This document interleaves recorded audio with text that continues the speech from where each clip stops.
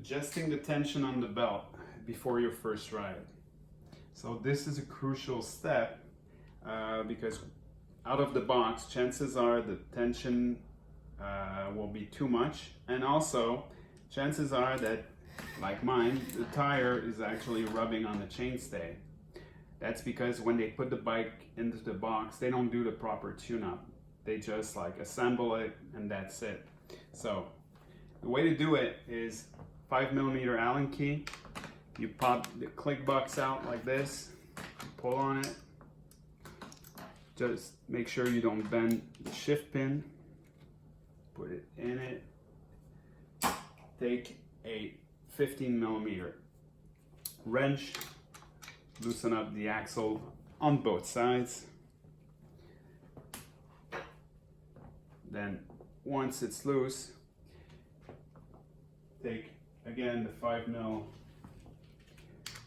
key here, put it inside the bolt. Don't try to turn that bolt. It's really important. It's actually glued in place into the tensioner. If you broke the Loctite on it, you will probably have to go out and buy some Loctite because that bolt should never move. Once it's screwed all inside the tensioner assembly, it should not move under vibration or anything, so best is to use Loctite. But the good thing is it's not broken if you actually removed it. So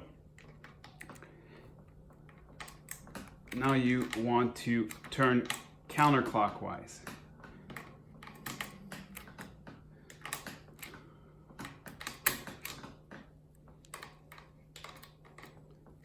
Eventually, the nut here will sit against the bolt head, and that's where you want to stop. So next step is take the belt and squeeze it like this. That will put the axle forward so you can actually work on it. Now would be the best time to actually try to remove the belt and reinstall it. And the way to do it is to take the belt from the bottom, push on the sprocket, make sure your fingers doesn't go through the chainring, and rotate the wheel backward like this. I will do it slowly for you guys. It's more difficult when you do it slowly, and eventually it will be out and you just spin the wheel. No worries, the CDX belt is probably the best belt on the market and you won't break it doing that. So even though your manual probably said might be a paper saying that you shouldn't do that on a Gates drive, it means you should not be removing the belt when it's fully under tension. But when it's like flopping around like mine, it's fine to do it. So the way to put it back is you wrap it around the rear, and then from the top of the sprocket, you just turn it like this, and it's back on. Now, next step is the wheel alignment.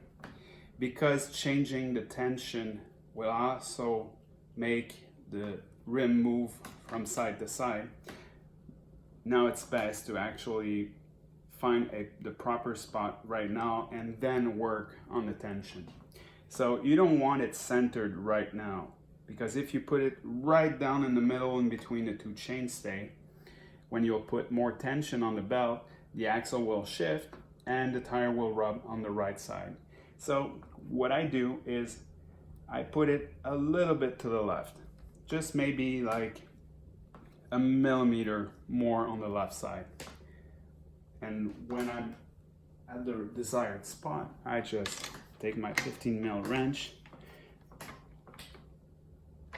and tighten the left side of the bike. If I'm looking from the top, yeah, I'm a little bit more to the left side, but that will change. So you take your 10mm wrench and you turn clockwise.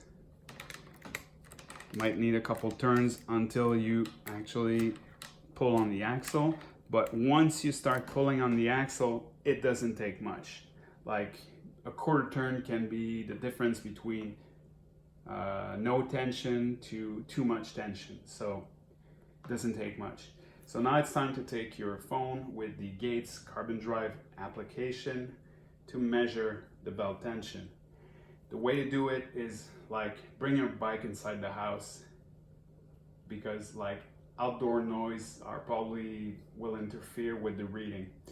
Even like a garage with the garage door open might be too much. So put the phone here and you pinch the belt like this. And you can also do it from the bottom just to make sure the reading is equal. Optimal range around 50 Hertz is fine. You will have to recheck the tension after a couple days of riding, because the belt won't be stretched out, but the teeth here will be worn out a little bit more, and the tension will change. So you need to check your tension all the time when it's new. So once you get the proper tension, wheel is perfectly centered, it's time to take your 15 mil wrench, and tighten that axle to the desired force. It needs to be really tight. If it's not tight enough, chances are the axle will shift. So don't use a small like this. Once you tighten the axle, you will need to recheck the tension, because actually when you're putting more, when you're turning that nut, it's possible that the axle moves slightly, and it's possible that you gain maybe 10 Hertz, 20 Hertz. So it's a trial and error thing. You just need to make sure that once the bike is all under tension, you turn like the crank arms a couple times, you check the tension again. Like I said, 50 Hertz is optimal, 40 Hertz is perfect, 60 Hertz is also good. But if you put it at 30 Hertz or 40 Hertz right now, chances are it'll be too loose like within a week. So just make sure it's checked. Once everything is secured, just need to put the click box back in like this. Press on it, make sure it's sitting right next to the dropout. Lock it in place and follow the guide to adjust the click box. Every time you pull it out, every time you mess with it or move the cable, or I don't know, rearranging something, you need to check if the nexus is aligned, because if it's not aligned with the kind of power that motor makes, you can actually break the gears in it. So proper maintenance is key. Hope that helps.